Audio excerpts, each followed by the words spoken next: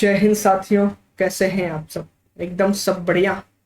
तो चलिए, आज की जो अपने टॉपिक होने वाली है वो कंप्यूटर की बहुत ही बेहतरीन टॉपिक होने वाली है। आज हम बात करने वाले हैं कंप्यूटर स्मृति यानी कि कंप्यूटर मेमोरी पर, कि कंप्यूटर मेमोरी क्या होती है, इसके टाइप्स क्या होते हैं, ये किस प्रकार काम करता है।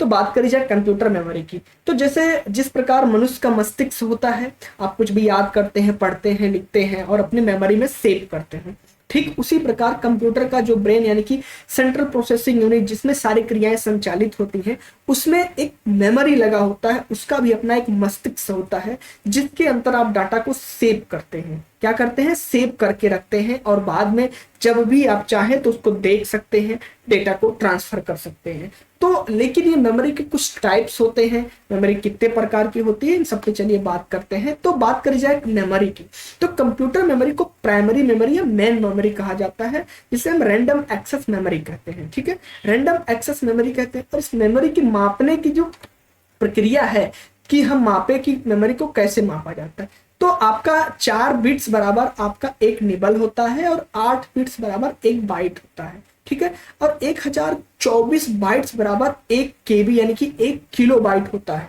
ठीक है, ये 1024 का ही प्रक्रिया इसमें चलती है। तो और 1024 जब KB बनता है तो वो 1 MB में कन्वर्ट हो जाता है, यानी कि 1 मेगाबाइट में बन जाता है। और 1024 जो आपका MB होता है वो 1 GB में परिवर्तित हो जाता है, यानी कि जिसको हम गीगाबाइट कहते हैं। जैसे आप लोग कहते हैं ना कि आपके फोन का स्टोरेज कितना है, 64 GB है, 128 GB है। ठीक है, तो कहते हैं कि रैम कितना है, रोम कितना है, यानी कि एक होता है रैम और एक होता है रोम। ठीक है, तो अभी हम उस पर बात करेंगे कि रैम क्या काम करता है, रोम क्या काम करता है। ठीक है, तो मेमोरी जो नापी जाती है वो केबी, केबी से आपका एमबी, एमबी से आपका जीबी, जीबी से आपका टेराबाइट यानी टीबी में। ठीक है, तो 1024 अगर जीबी को मिला दिया जाए तो आपका 1 TB यानी कि 1 टेराबाइट बनता है। अब क्या होता है कि कंप्यूटर जो सिस्टम होता है, इसके 2 प्रकार के मेमोरी होते हैं। एक तो नॉन वोलाटाइल मेमोरी होती है और एक वोलाटाइल मेमोरी होती है, यानी कि अभी हमने बताया ना कि रैम रोम, तो ये उसी के अंतर्गत आते हैं। तो नॉन वोलाटाइल मेमोरी की बात करी जाए तो नॉन वोलाटाइल मेमोरी वो मेमोरी होती है कि जैसे कि आपके कंप्यूटर सिस्टम में पावर आपने दिया है। ठीक है, पावर देने के बाद आप उस पर कुछ डाटा को स्टोर करके रखेंगे, लेकिन पावर क्या हुई, सप्लाई कट गई। पावर सप्लाई कटने के बाद भी आपका वो जो डेटा है वो आपके उस स्मृति में, आपकी उस मेमोरी में सेव रहता है। और ऐसे मेमोरी को नॉन वोलाटाइल मेमोरी कहा जाता है, यानी कि चाहे पावर ऑफ हो जाए चाहे पावर ऑन हो जाए। ऑन है तो आपको प्रदर्शित होकर दिखेगा, ठीक है, ऑफ है तो उसमें स्टोर रहेगा, ना कि वो इरेज हो जाएगा। यानी कि कहने का मतलब ये है कि पावर ऑन ऑफ से मतलब नहीं है। अगर आप पावर ऑन के समय उसमें डाटा को स्टोर कर दिए हैं तो नॉन वोलाटाइल मेमोरी में डाटा स्टोर रहेगा। इसका जो एग्जांपल है रीड ओनली मेमोरी यानी कि रोम जिसे कहा जाता है। नॉन वोलाटाइल मेमोरी के अंतर्गत आपका रोम आता है। अब नॉन वोलाटाइल मेमोरी के अंतर्गत केवल रोम को ही हम नहीं पढ़ेंगे, इसमें कई प्रकार के मेमोरी आते हैं। चलिए उसको हम पढ़ते हैं कि वो मेमोरी क्या क्या। जैसे आपने देखा है कि फ्लॉपी डिस्क, क्या आपका फ्लॉपी डिस्क दिख रहा है, कंपैक्ट डिस्क।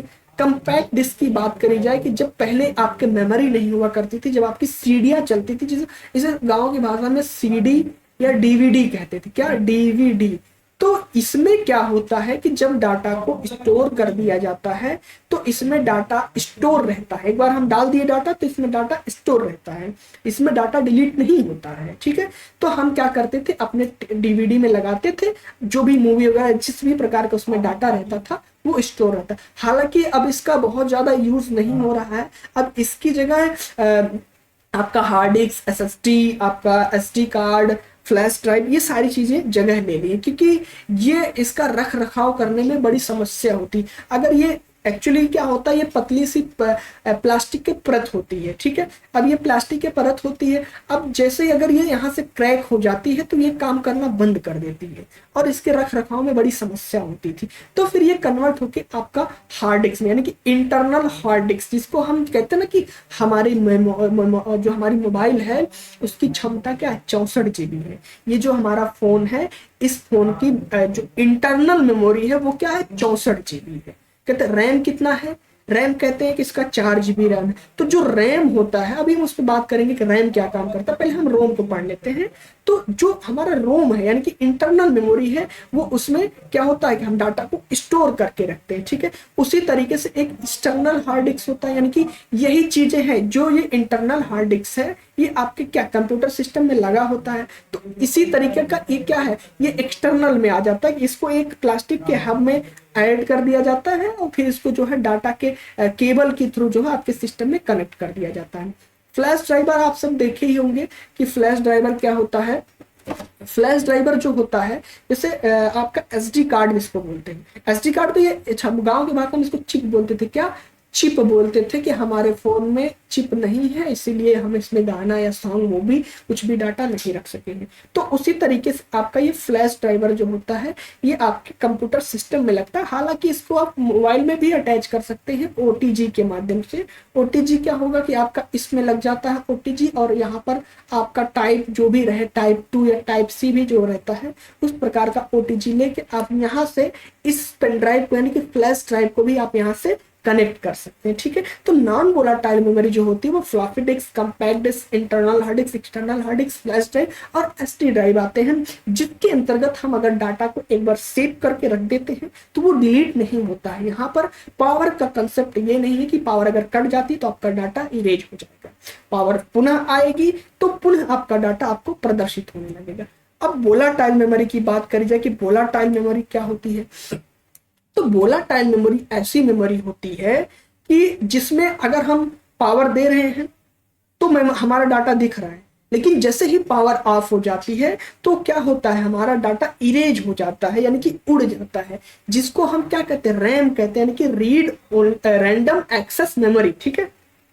ये क्या कंप्यूटर को एक्सेस करता है केवल, क्या जैसे हमारे लैपटॉप का जो रैम है वो 8 GB रैम है, तो ये 8 GB रैम है, तो ये क्या है, इसका प्रोसेसर पे ये काम कर रहा है कि हम जितने भी ड्राइव खोल के रखे हैं वो ड्राइव तभी तक हमको प्रदर्शित होगा जब तक हमारे सिस्टम में पावर नहीं रहेगा तो वो ड्राइव बंद हो जाएगा। जिससे कभी कभी आप देखें आपका लैपटॉप क्या है, बाय डिफॉल्ट ऑफ हो गया, क्या हो गया, ऑफ हो गया। तो आप जो भी ड्राइवर खोल के रखे हैं, जैसे आपने YouTube खोल के रखा है, आप मोजिला फैक्स खोल के रखे हैं, आप OBS खोल के रखे हैं, आप कुछ भी खोल के रखे हैं, ETC या मूवी वगैरह जो भी देख रहे हैं, तो वो क्या होगा, पुनः जब आप कंप्यूटर को स्टार्ट करेंगे, ठीक है, जब पुनः कंप्यूटर को आप स्टार्ट करेंगे तो वो चीजें आपको प्रदर्शित नहीं होंगी, वो चीजें इरेज हो जाएंगी। तो नॉन वोलाटाइल मेमोरी और वोलाटाइल मेमोरी में यही सूक्ष्म अंतर होता है कि नॉन वोलाटाइल मेमोरी में आपका डाटा स्टोर होकर रहता है और वोलाटाइल मेमोरी जो होती है उसमें डाटा आपका स्टोर नहीं रहता है, डाटा पावर सप्लाई ऑफ होने के तुरंत बाद वो इरेज हो जाता है। अब मेमोरी की बात करें, जो मेमोरी आपकी होती है वो मुख्यतः 3 प्रकार की होती है, आपका कैश मेमोरी और प्राथमिक मेमोरी यानी कि जिसको हम मेन मेमोरी कहते हैं, द्वितीयक मेमोरी यानी सेकेंडरी मेमोरी जिसकी अभी हम बात कर रहे हैं, ठीक है। तो मेमोरी मुख्यतः कितनी प्रकार की होती है, 3 प्रकार की होती है। अब बात करी जाए रैम, ये क्या है, आपका रैम लगा होता है, क्या, रैंडम एक्सेस मेमोरी। यही क्या करता है, आपके कंप्यूटर को, आपके सिस्टम को, आपके फोन को ऑपरेट करता है।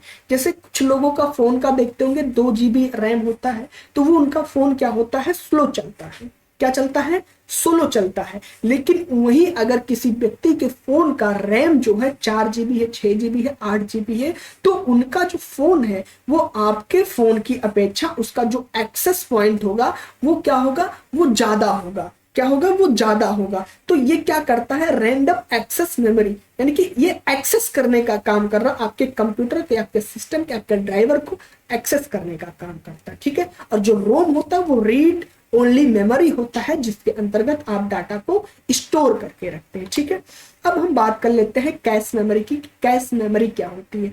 तो कैश मेमोरी की बात करी जाए तो ये एक उच्च गति वाली सेमीकंडक्टर मेमोरी होती है जो सीपीयू की गति को क्या करती है, बढ़ाती है, यानी कि उसकी स्पीड को बढ़ाती है। और ये सीपीयू और मेन मेमोरी के मध्य जो है बफर के रूप में काम करती है, क्या करती है, बफर के रूप में काम करती है। और मेन मेमोरी से ये क्या होती है, तीव्र होती है, और इसका जो एक्सेस टाइम होता है, यानी कि कार्य करने की जो शैली है, कार्य करने का जो टाइम है वो क्या होता है, मेन मेमोरी की अपेक्षा कम होता है, ठीक है। और ये जो प्रोग्राम को धारण करती है वो बहुत ही जो इसका एक्सेस टाइम है वो बहुत ही अल्प अवधि में एक्सेस कर लेती, क्या करती, बहुत जल्दी ही एक्सेस कर लेती है। ये डेटा को अस्थायी उपयोग के लिए स्टोर करती है, यानी कि अस्थायी क्या करती ये, यानी कि इसके अंतर्गत डाटा आपका सेव नहीं रहता। ये मेमोरी क्या होती है, इसकी क्षमता सीमित होती है और ये अत्यधिक महंगी होती है। ठीक है, अब देखिए ये आपका क्या है, कैश मेमोरी है।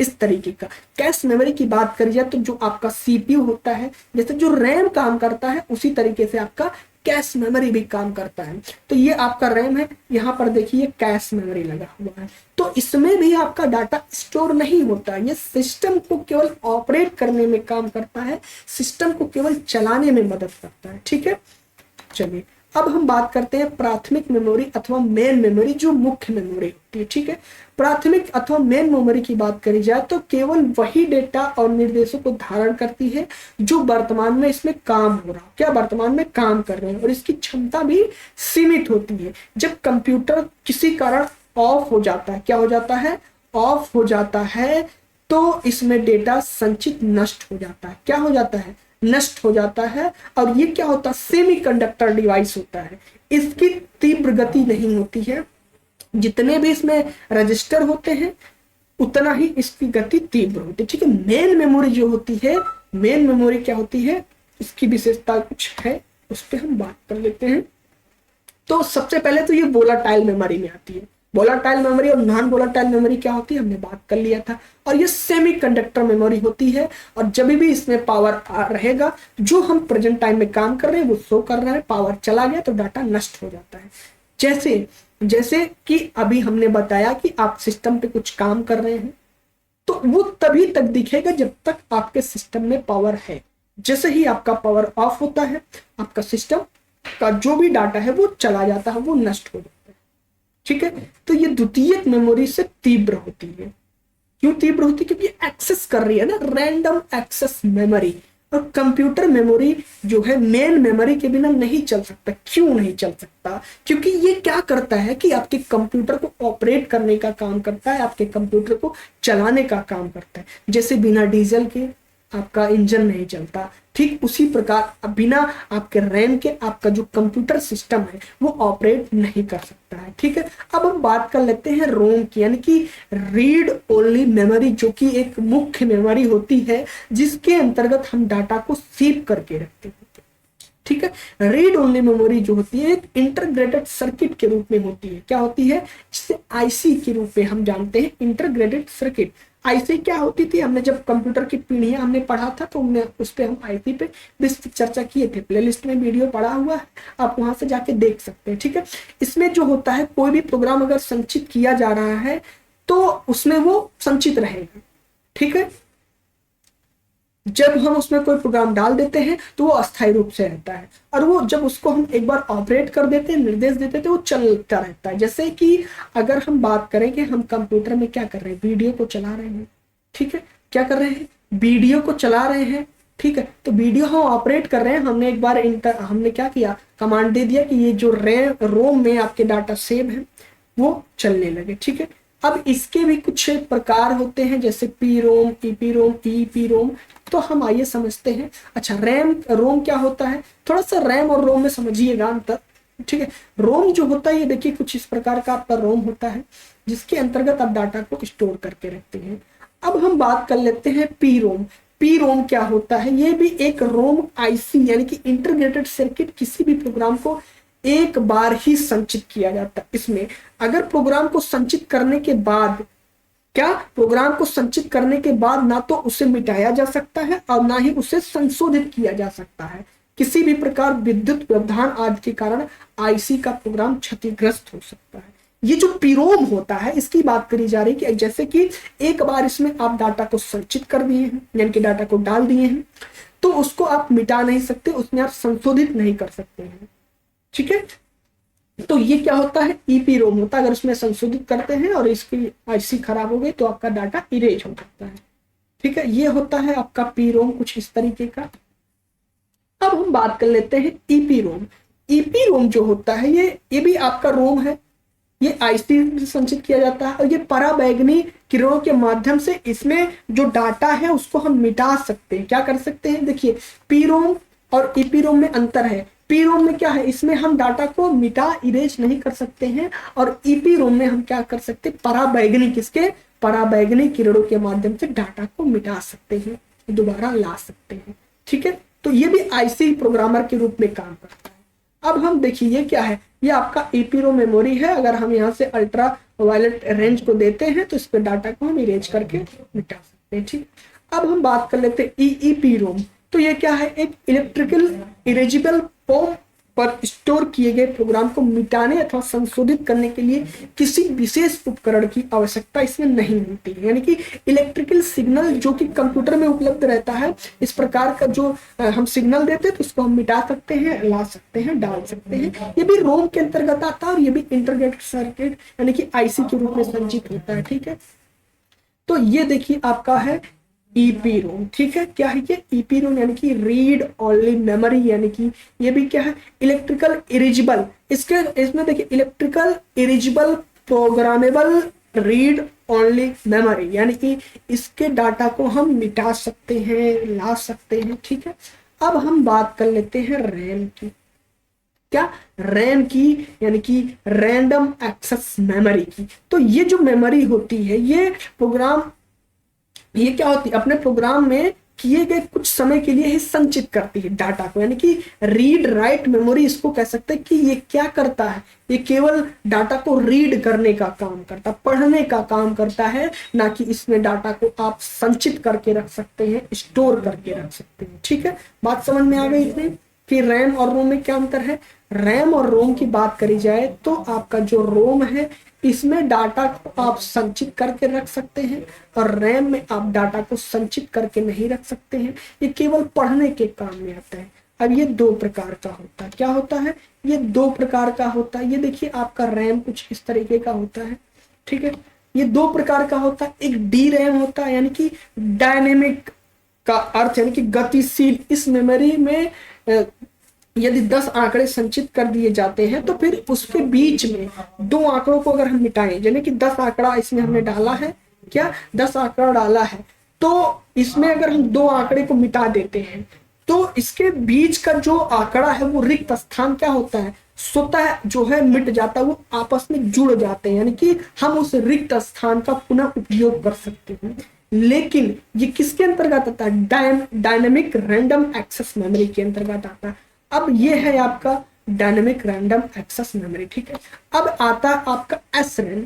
इसमें क्या होता है कि ये भी सिस्टमिक रैम के अंतर्गत संचित किए गए आंकड़े रहते हैं, और इसमें अगर दो आंकड़ों को मिटा दिया जाए तो इसमें जो खाली स्थान है वो आपस में खिसकता नहीं, वो खाली स्थान वहीं पड़ा रहता है।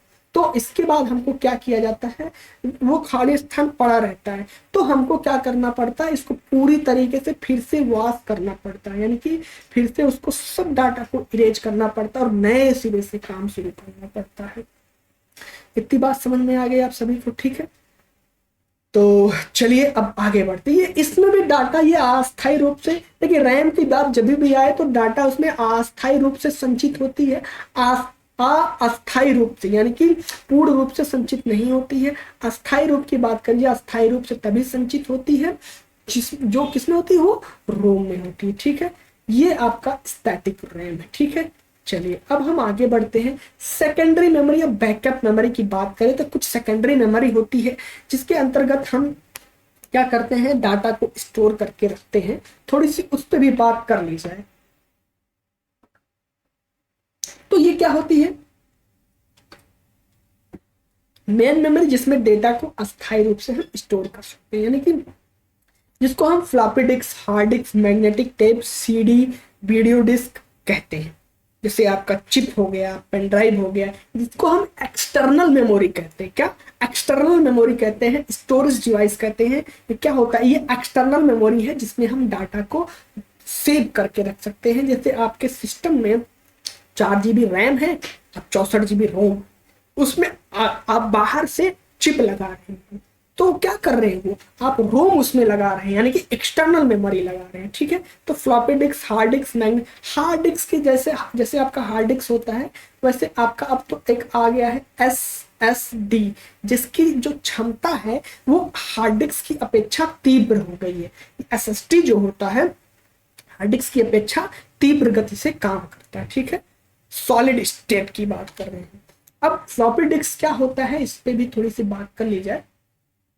तो फ्लॉपी डिस्क जो होती है ये एक लचीली सीट होती है, यानी फ्लेक्सिबल सीट होती है, जो मैग्नेटिक मटेरियल की एक परत चढ़ी होती है। इसमें भी हम डाटा को संचित करके रख सकते हैं और हिडन भी करके रख सकते हैं, यानी कि डाटा को हाइड करके रख सकते हैं, संचित करके रख सकते हैं।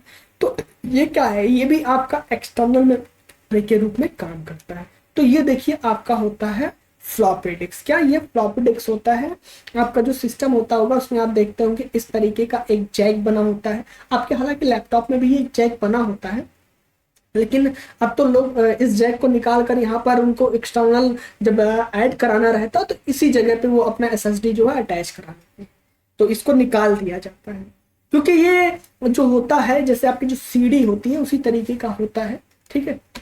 अब हम बात कर लेते हैं हार्ड डिस्क की। तो ये हार्ड डिस्क भी एक वृत्ताकार जो प्लेट होती है, ये भी मैग्नेटिक मटेरियल से बना होता है, जिसके अंतर्गत हम क्या करते हैं, डाटा को सेव करके रखते हैं, ऑपरेट करते हैं, उसमें हाइड कर सकते हैं, यानी कि जब भी चाहे उसमें डेटा को देख सकते हैं। पावर ऑन ऑफ का यहाँ पे कोई मतलब नहीं है, पावर अगर कट जा रही है तो भी आपके सिस्टम में वो जो डाटा है वो स्टोर रहेगा, वो सेव रहेगा, ठीक है।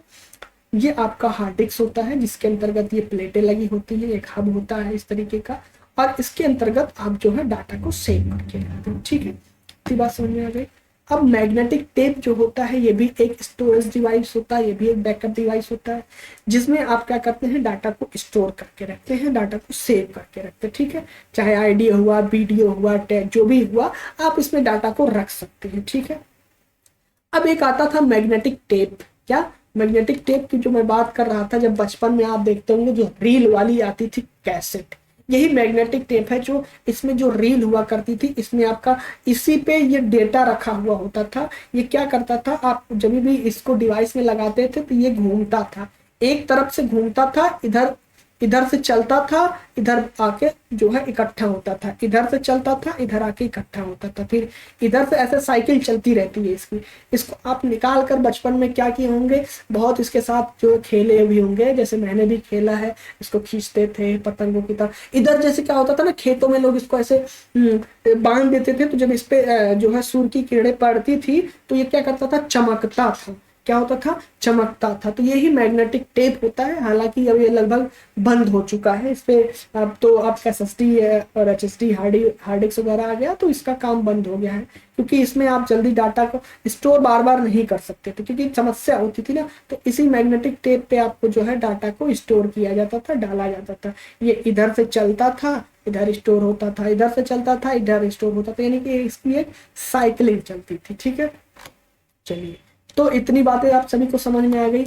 आई होप कि आप सब मेमोरी को अच्छे से समझ पाए होंगे। हमने मेमोरी को पूरी तरीके से आप सभी को समझाने का प्रयास किया।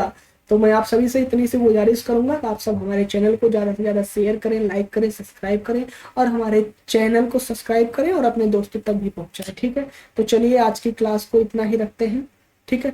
जय हिंद, जय भारत, स्वस्थ रहें, मस्त रहें।